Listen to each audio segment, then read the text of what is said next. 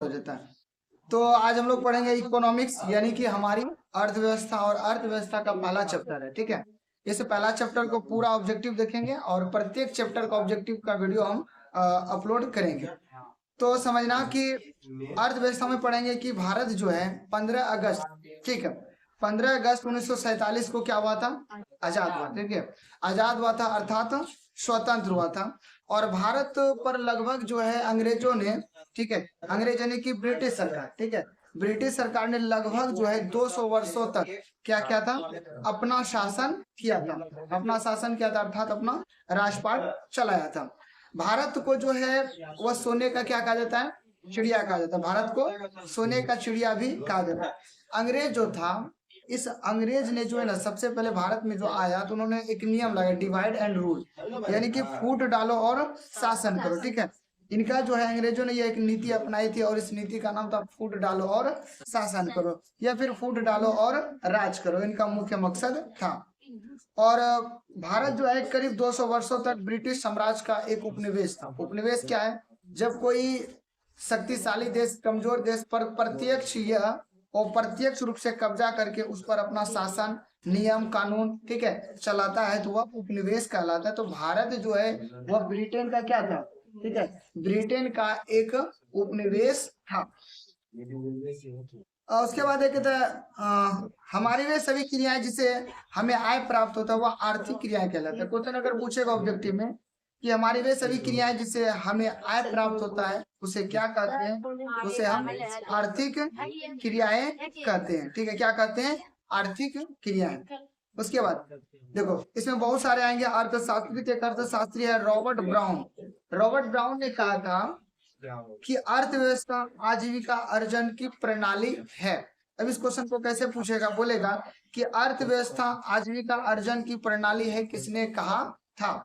तो Robert brown ने जो है, यानी कि ब्राउन साहब ने कहा था कि अर्थव्यवस्था जो है यह आजीविका अर्जन की क्या है?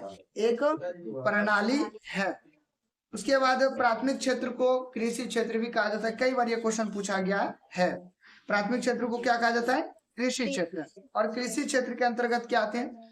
पशुपालन, ठीक है, पशुपालन, मछली पालन और कृषि इत्यादि जो है यह किनके अंतर्गत आते हैं?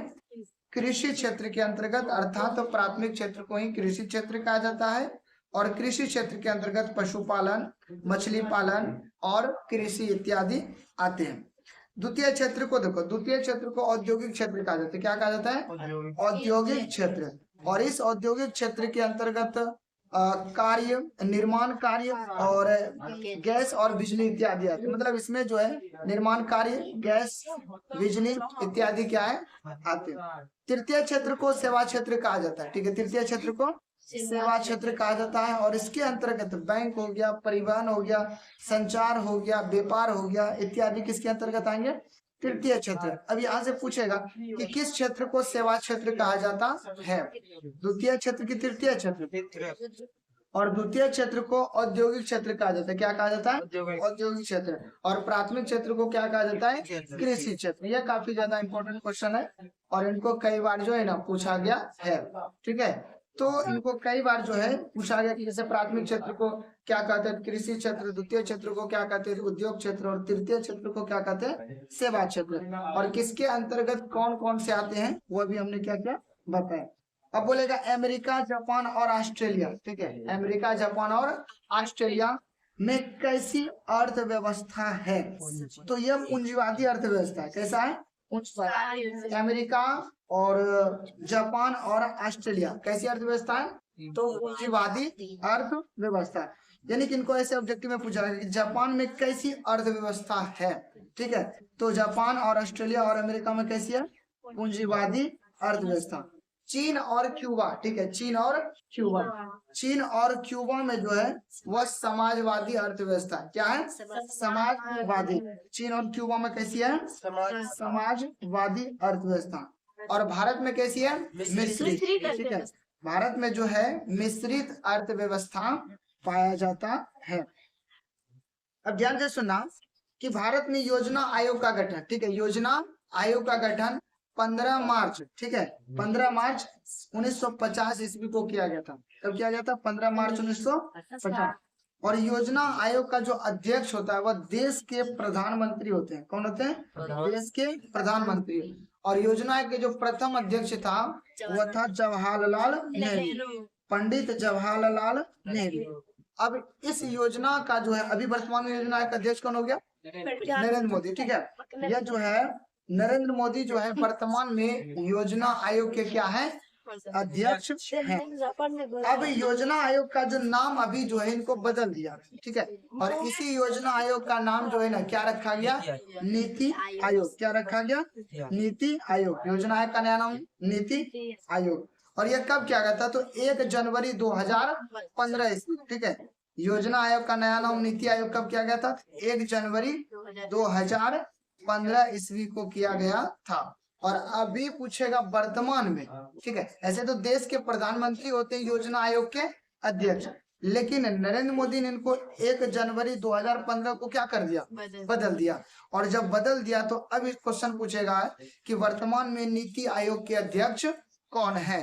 तब क्या हो जाएगा? नरेंद्र मोदी। नरेंद्र मोदी। अब देखो भारत में पंचवर्षीय योजना, देखो पंचवर्षीय योजना का मतलब होता है 5 वर्ष का कार्यकाल। और पंचवर्षीय योजना का मॉडल जो है वो रूस देश से लिया गया। ठीक है, रूस देश से। तो पूछेगा कि भारत में पहली पंचवर्षीय योजना की काल या फिर अवधि क्या थी?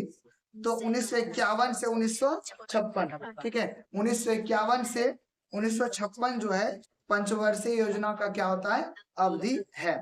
तो पहली पंचवर्षीय योजना 1951 से 1956। अब पूछेगा 11वीं पंचवर्षीय योजना, ठीक है, तो 2007 से 2012। ठीक है, 2007 से 2012। राष्ट्रीय विकास परिषद, ठीक है, इनके जो होते हैं राष्ट्रीय विकास परिषद में सभी राज्यों के मुख्यमंत्री इनके पदेन सदस्य होते हैं। अब एटीएम को देखो, एटीएम को अंग्रेजी में बोलेंगे ऑटोमेटिक टेलर मशीन, और एटीएम को हिंदी में बोलेंगे, ठीक है, स्वचालित टेलर मशीन। और एटीएम का आविष्कार जो है जॉन शेफर्ड नामक वैज्ञानिक ने किया था। अब जिस देश का राष्ट्रीय आय अधिक होता है, ठीक है, जिस देश का राष्ट्रीय आय अधिक होता है वह देश विकसित देश कहलाता है। ठीक है, जिस देश का राष्ट्रीय आय अधिक होता है वह देश क्या कहलाता है? विकसित देश कहलाता है। और जिस देश का राष्ट्रीय आय कम होता है, ठीक है, उनको बोलेंगे अविकसित देश। क्या बोलेंगे? अविकसित देश। अब इसके बाद है कि आर्थिक विकास के माप के लिए, ठीक है, सबसे जो उचित सूचकांक है, ठीक है, आर्थिक विकास के माप के लिए जो है सबसे उचित सूचकांक जो है किनको माना जाता है? तो वह होता है प्रति व्यक्ति आय। क्या होता है? प्रति व्यक्ति आय। आर्थिक विकास के माप के लिए सबसे अच्छा सूचकांक किनको माना जाता है? ठीक है, आर्थिक विकास के माप के लिए सबसे जो बढ़िया सूचकांक माना जाता है वह माना जाता है प्रति व्यक्ति आय। किसको माना जाता है? प्रति आय। मानव विकास सूचकांक, मानव विकास सूचकांक जो है महबूब उल हक ने तैयार किया था। किसने किया था? महबूब उल हक ने जो है मानव विकास सूचकांक को क्या किया था? तैयार किया था। देखो बीमारू राज्य, बीमारू राज्य में क्या आएगा? तो बिहार, मध्य प्रदेश, राजस्थान, उड़ीसा। और उड़ीसा को ही अभी क्या बोला जाता है? उड़ीसा। क्या बोला जाता है? उड़ीसा। तो बीमारू राज्य के अंतर्गत आएंगे बिहार, मध्य प्रदेश, राजस्थान, उड़ीसा। और उड़ीसा को ही क्या कहा जाता है? उड़ीसा कहा जाता है। उसके बाद चंपारण आंदोलन की शुरुआत गांधी जी ने बिहार की धरती से सफल चंपारण आंदोलन की क्या किया था? शुरुआत किया था। उसके बाद लोकनायक के नाम से किसे जाना जाता है? तो लोकनायक के नाम से जो है जयप्रकाश नारायण को जाना जाता है। यानी कि लोकनायक के नाम से किसे जाना जाता है? जयप्रकाश नारायण। एक क्वेश्चन काफी ज्यादा इंपॉर्टेंट है कि संपूर्ण क्रांति, ठीक है, संपूर्ण क्रांति का नारा किसने दिया था? तो संपूर्ण क्रांति का नारा जो है, ठीक, यह दिया था लोकनायक जयप्रकाश नारायण। लोकनायक जयप्रकाश नारायण। बिहार को अति पिछड़ा, ठीक है, बिहार को अति पिछड़ा राज्य भी कहा जाता है। और सबसे कम शिक्षित भी राज्य कौन है? बिहार। बिहार एक पिछड़ा राज्य है और सबसे कम शिक्षित राज्य है, और ठीक है सबसे गरीब भी राज्य है। और डॉक्टर एपीजे अब्दुल कलाम ने कहा था कि बिहार के विकास के बिना, बिहार के विकास के बिना भारत का विकास संभव नहीं है। बिहार के विकास के बिना भारत का विकास संभव नहीं है। एक अर्थशास्त्री था कुजनेट, ठीक है, कुजनेट का ने कहा था कि गरीबी एक कैंसर रोग की तरह है, ठीक है।